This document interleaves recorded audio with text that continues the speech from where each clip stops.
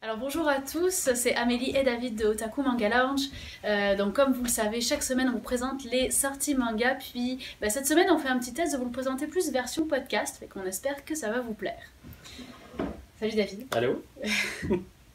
Il est tard, Ouais. mais on a encore plein d'énergie pour vous présenter les mangas. Qu'est-ce que t'as lu cette semaine? Plein de choses en fait. On a une nouvelle édition, nouvelle série. Fait que le manga français qui essaye de se relancer un peu, la nouvelle série de l'auteur de Naruto, Ouais. et un nouveau one-shot de l'édition Kurosawa. Yes. Puis Que j'aime qu'en beaucoup. est-il de toi pour le coup? Moi j'ai lu des trucs un peu underground en fait, Ok. mais ça m'a bien plu, c'était très très sympa, j'ai beaucoup apprécié mes lectures de cette semaine. Fait qu'on commence par notre gros hit peut-être, Ouais. Samurai 8. Donc Samurai 8 c'est, vous aurez certainement reconnu, vous avez entendu parler, c'est la nouvelle série de nul autre que Masashi Kishimoto, donc l'auteur de Naruto. Déjà commencé en sachant que il y a un magnifique coffret qui est sorti. Il est superbe effectivement, Et qui est avec à l'aquarelle. C'est ça, c'est comme le prix ne change vraiment pas, c'est exactement la même chose. Si ce n'est qu'il y a un beau poster panoramique à l'intérieur, Ok, qui reprend les dessins un peu dans le style pastel, après avec ce genre de couleur en fait. ouais, toute aquarelle. C'est style, ça, de l'auteur, watercolor. puis comme il est vraiment très grand, je pense qu'il fait à peu près cette taille là, Wow. puis de même il est magnifique. Mais Toi, c'est cette édition-là que t'as acheté. clairement, Évidemment. Enfin, le fanboy en moi est sorti, puis a fait chauffer la carte. Celui-là, on l'a lu tous les deux, en fait, fait qu'on va pouvoir comparer un Mhm. petit peu. Toi, qu'est-ce que t'en as pensé? Es-tu capable de nous résumer un peu l'histoire ou Ouais, bah écoute, pour les gens qu'on aurait pas entendu parler? déjà l'univers se base dans un univers mi-moyenâgeux, mi-science-fiction, fait que futuriste, dans le sens où c'est vraiment l'air et d'eau mélangés avec tout le côté gadget, tout le côté exploration spatiale en fait de la science-fiction. C'est très osé, je trouve, pour une première histoire, où on pose vraiment les bases. Le premier tome, C'est c'est vrai. vraiment se centrer sur les personnages. Puis après ça, le deuxième tome, c'est vraiment à ouvrir en fait l'univers au lecteur et au héros, pour le coup. Fait qu'en niveau de l'histoire, on va pas mal parler de samouraï et, encore une fois, malheureusement, de ninja. Et apparemment, c'est un thème qui est récurrent. Je pense qu'il aime ça. Chez l'auteur. Il fait ce qu'il sait faire. C'est ça. On aurait pu croire qu'il serait tanné de Naruto, mais Eh ben finalement... non, après 72 tomes, non. Exactement. Figurez aussi dans le fond l'histoire de Hachimaru qui va être notre héros. Le problème c'est que Hachimaru, depuis sa naissance, a une faible santé en fait. Il a un cœur vraiment très. Comment dire, un cœur très faible, Fragile, ouais. c'est ça, fragile, vraiment une santé vraiment exécrable. Le truc c'est que va lui arriver quelque chose que je ne dirai pas évidemment, pour ne pas spoiler, qui va faire qu'il va être capable de se lancer à l'aventure, puis de découvrir cet univers avec le lecteur. Fait que je veux pas trop vous en dire parce que le premier Non, tome, c'est encore ça, une fois, il- ça se base vraiment juste sur les personnages qui vont l'accompagner. Fait qu'il n'y a pas tant d'éléments nouveaux si ce n'est que ce gars-là, il fait à peu près ça, puis c'est tout. Le deuxième tome, lui, va vraiment ouvrir, comme je disais, l'univers pour le coup. Moi, j'ai lu juste le premier volume, j'ai pas pris le temps de lire le deuxième. Ok. Mais en fait, j'ai bien accroché. C'est clair que c'est du pur Kishimoto. C'est Clairement. pas, on peut pas se tromper. Et j'ai beaucoup aimé le côté technologique qui était apporté. Je trouve que ça a amené quelque chose de très frais, de très space opéra un petit peu. Et Ouais, exactement. j'ai bien aimé ça. J'aime beaucoup parce que ça diffère beaucoup de Naruto, où dans le sens de Naruto, il y a beaucoup de courbes, vraiment, pas de courbes mais de lignes. C'est très linéaire au niveau des dessins, au niveau du paysage. D'ailleurs, il prend vraiment une toute autre approche. Il faut savoir que c'est pas lui au dessin aussi, où C'est vrai, tu as c'est beaucoup vrai. de courbes, beaucoup d'arrondis dans les formes, qui donnent un rendu vraiment très très cool pour le coup. C'est-tu un de ses anciens apprentis ou Oui, c'est ça en fait, c'est assistant, ouais. c'est un assistant en fait qui travaillait avec lui sur Naruto pour le coup. Ok. Lui, je pense qu'il tannait de dessiner. Puis qui sait comme juste des scénarios. C'est pas normal. Non, c'est ça. Puis pour le coup, c'est ça, il donne sa chance à un autre mangaka Ok, bah c'est cool. pour le dessin. Fait que non, hâte de voir la suite. Ouais. Je pense que s'il y met l'effort, ça va être vraiment une très belle série. Puis une très Pur bon manga. Neketsu. Clairement, clairement. Mais on aime ça. Ouais, ouais. C'est cool.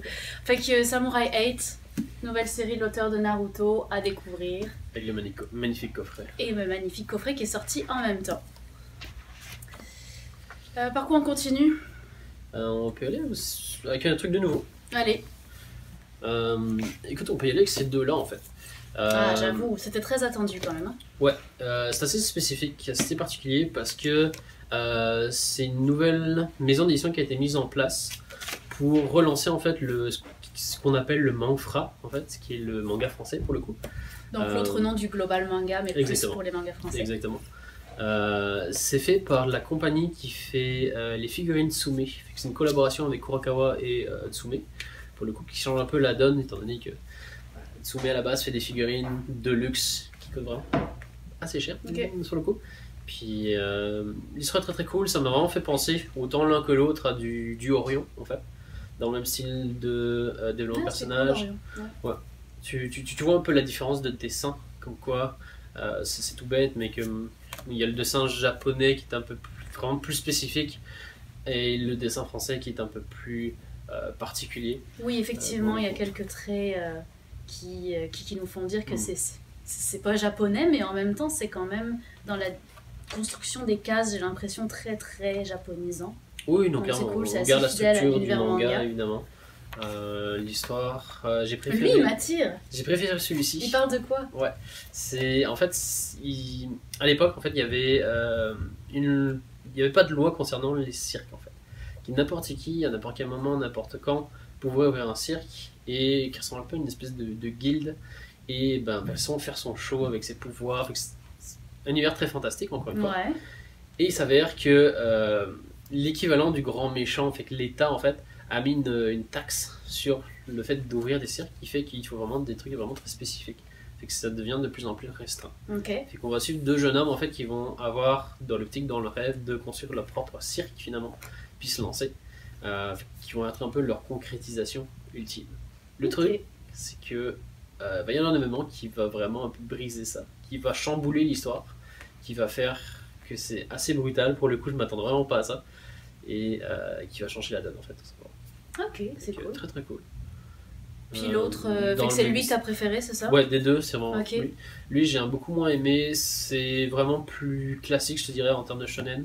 On va suivre encore deux autres héros qui décident de se lancer dans une aventure. C'est beaucoup plus baston, vraiment le genre Neketsu pur et dur en fait. Ok. C'est bien dessiné par exemple. Oui, les deux sont très bien dessinés, c'est très très beau. Ça m'a fait pour le coup plus penser à un dessin style Orion comme je disais, ou celui de Renaud Le Maire pour le coup, qui est très cool, très spécifique. Fait que Kurokawa se lance dans le manga français, c'est très à la mode en ce moment, il y a beaucoup de maisons d'édition qui se lancent là-dedans, puis ils ont mis le paquet sur ces deux titres-là, que c'est quand même assez prometteur pour le manga français. Ouais, c'est une belle initiative je trouve. Tiens, moi je vais y aller avec le chat aux 7 vies. Il me faisait envie. Oui, alors j'ai capoté. C'est c'est pas juste cute, figure-toi. C'est du seinen, clairement, très tranche de vie. Ce qui est très cool, c'est que au début, on suit deux chats qui sont traités vraiment comme des personnages, comme s'ils étaient humains. Et excuse-moi. Et en fait, tu vas avoir comme un espèce de changement de personnage en plein milieu où c'est les humains qui vont devenir les héros. Et puis finalement, à la fin du premier tome, les chats et les humains sont traités sur le même plan, comme si c'était des personnages à part entière, les deux. Oui, c'est ça, vraiment, comme traités sur le même pied d'égalité. Ça fait un petit peu Aristochat, les chats parlent, on a l'impression d'être dans ce monde-là. Au début, c'est très très léger, très drôle, puis il va y avoir un événement qui va faire que toutes les pièces du puzzle vont se mettre en place. Puis cet événement va comme faire basculer le récit en un truc super émouvant, puis super tragique, parce que notre personnage principal chat, puis notre personnage principal humaine ont tous les deux vécu un fait complètement tragique qui les relie l'un à l'autre sans qu'ils le sachent. Puis ça devient hyper émouvant. Et c'est ça, je t'en parle, puis j'ai limite les larmes aux yeux. C'est vraiment très très beau, c'est super bien dessiné. C'est une petite série qui va se terminer en 3 volumes seulement. Et ouais, très court et très très bien dessiné. Et à la fois autant poétique que très très prenant émotionnellement. Donc ouais, beaucoup aimé le chat aux 7 vies. Ok, cool. On pourrait y aller avec un autre classique bah oui. pour le coup, qui est sorti simultanément. En fait, on a la réédition, si on peut dire, animé comics sous forme de manga du film Princesse Mononoke, donc et l'artbook. Et le artbook est sorti en même temps. Exactement, pour le coup. Donc comme on disait, en fait, c'est vraiment c'est un genre vraiment très spécifique puisque c'est vraiment des prises de l'animé qui a été mis sur pause, pris en image, puis retranscrit en manga pour le coup.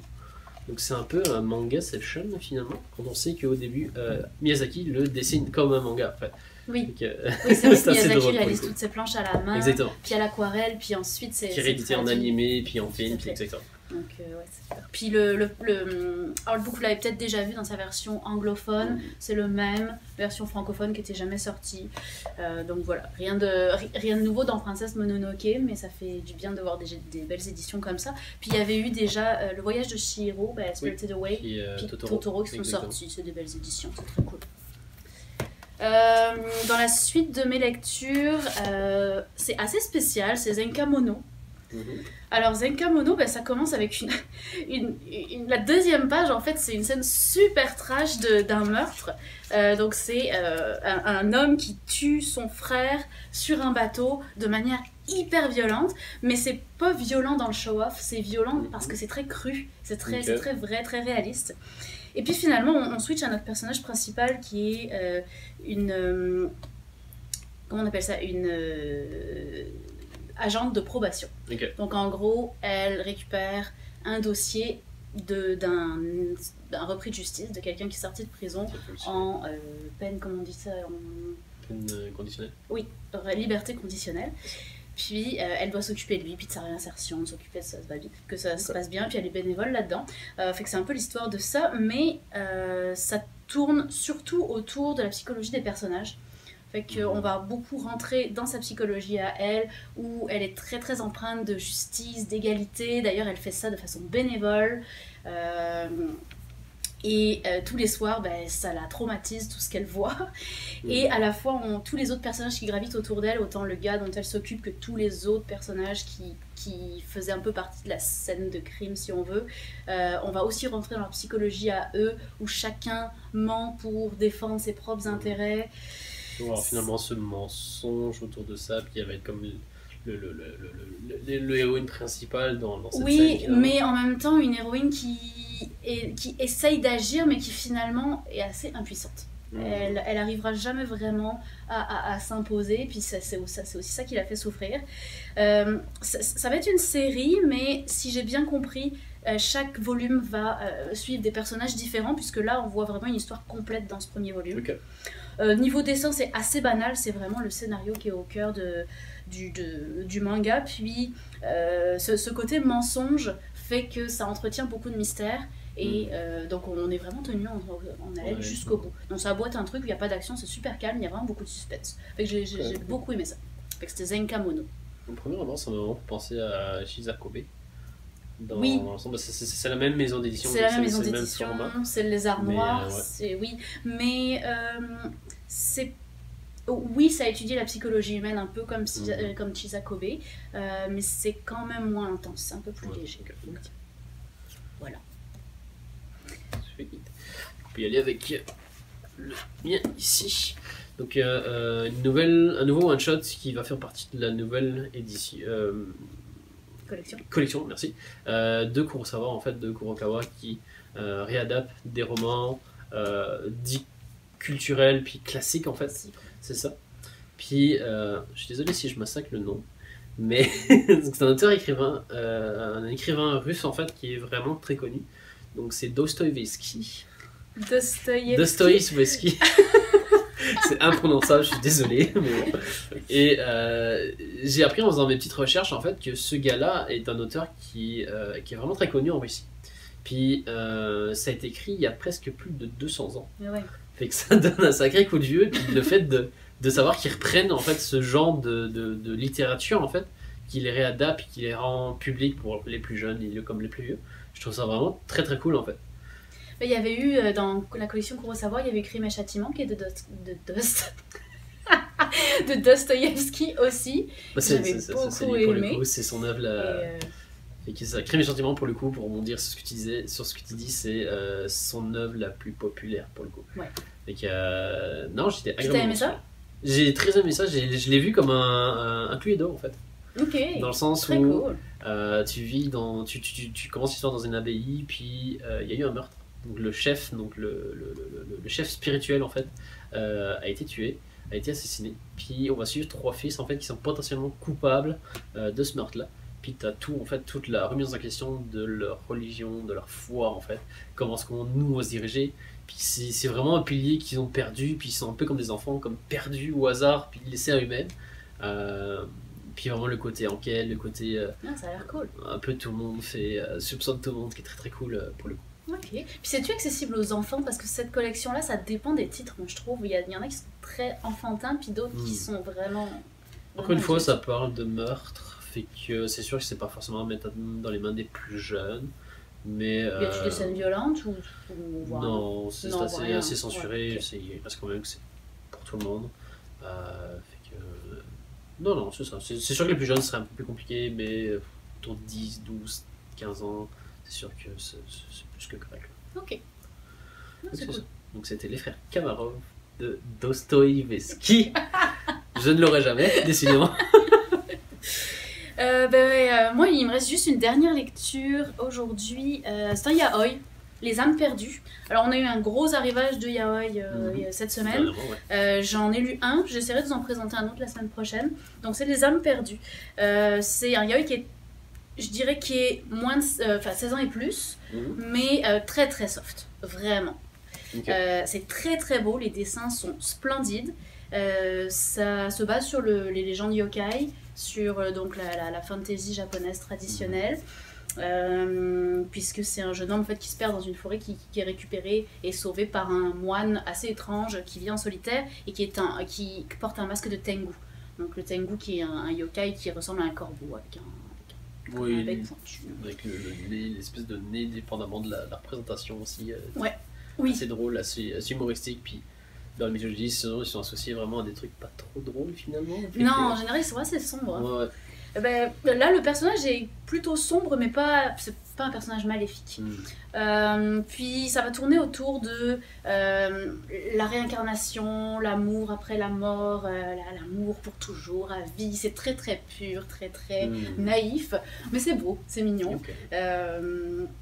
J'ai plutôt bien aimé ça. C'est un one shot, comme beaucoup de. Donc c'est un yaoi de la collection de chez Hana Yaoi. Donc c'est souvent des one shots. Puis c'est des publications qui en ce moment sont vraiment de qualité. Donc oui, un yaoi que je recommande. Je sais pas si on voit bien à la caméra, mais l'épaisseur en fait du bouquin il est énorme. Qui est juste incroyable. C'est le même prix qu'un manga normal, mais t'en as pour ton argent pour le coup. Ça m'a pris pas mal de temps à le lire, je te dirais. Ça m'a fait penser à Pardon, celui-là aussi il est dur à dire. The Bride of the Fox Spirit, qui est sorti il y a quelques temps, c'est un petit peu dans le même genre. Okay. Voilà.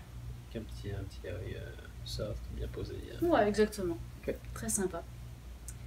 Fait que ça fait le tour de nos lectures d'aujourd'hui et de cette semaine plutôt. Et on va se retrouver la semaine prochaine pour comme d'habitude manga. Et on espère que ce format podcast vous plaît. N'hésitez pas à nous le dire, à laisser des commentaires pour savoir si on continue comme ça, si on fait plus court, plus long. Dites-nous ce que vous en pensez, on a besoin de vos feedbacks. Et n'oubliez pas de vous abonner à notre chaîne YouTube. À bientôt. Bye. Bonne soirée, bye. Bye.